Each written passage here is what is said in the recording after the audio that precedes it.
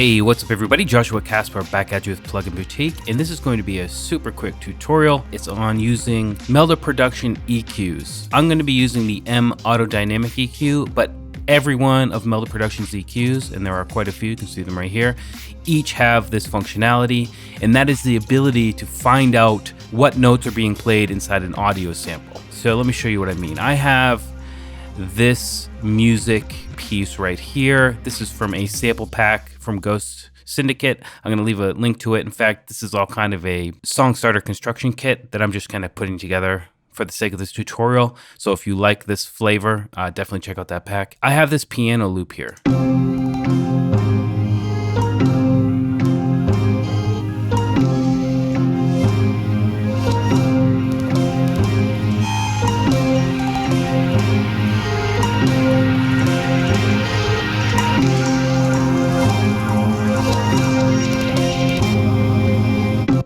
So it gets quite crazy, and I'm using this as an example because even when it's crazy, what I'm about to show you will still work. Essentially, I wanted to add some 808 hits, and I'm using this plugin called Bolt. I actually did a tutorial on how to make this style preset. Let me go ahead and turn off that sidechain real quick.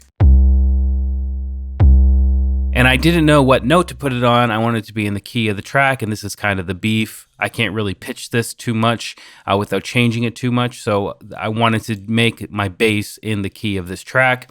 Now, the sample did come with the name of the key, F minor, but let's say it didn't, okay? Watch what happens when I play this with MAutoDynamicEQ, and again, any EQ from Melda Production. I'll go ahead and turn the piano back on. You see where the peaks are? Where the peak is, there's actually a little bit of dialogue next to it telling me what note it's hitting. And what we're doing here is looking for the highest value. So the kind of the root note, that's what that's called. The root is going to be the biggest peak here. So we're going from a C3 to a G sharp 1. And we can actually get rid of those little bits there to see a little bit better. C3, G sharp 1. So a good place to start when you're making your bass would be on those notes. So that's actually what I did. If I come into my Bolt here, open this up, you'll see that I'm taking the C and then the G sharp. Now those, what part of the scale isn't really important. It's just that those are going to be hitting in the same spot, and they're going to be cohesive between the actual notes of the piano and, the bass.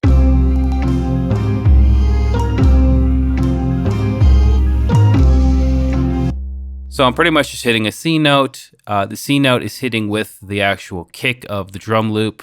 And then for just a little bit of variety, where that G sharp is in the piano, it actually happens, every couple of bars.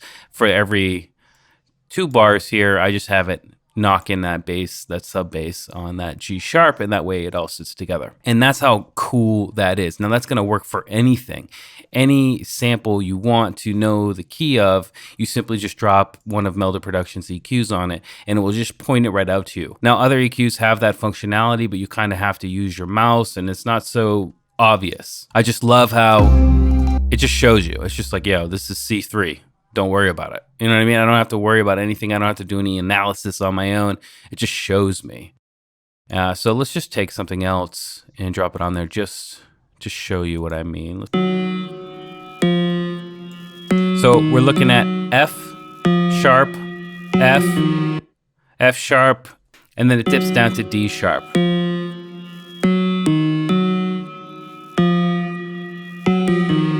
Now the clip is telling me it's D sharp minor, so if we go into something like Google and check out the D sharp minor scale, we'll find that all of those notes, including F, F sharp, and D sharp, are all gonna fit inside of that scale. And then we can either use those notes, or the perfect fifth is another good one, or whatever we want to harmonize whatever we're making with the actual audio clip that we have going for us. So I know that's a really quick tutorial, but I just wanted to point that out. I've been using Melda Production EQs, especially this MAutoDynamicEQ, for quite a while, and it just continually surprises me on how functional it is inside of my day-to-day productions. I've actually already done 4 other video tutorials on this particular EQ, so if you are interested in this and learning more about what it can do, I highly suggest checking those out. I'll leave a link in the video description. Anyway, I'm Joshua Casper here for Plugin Boutique.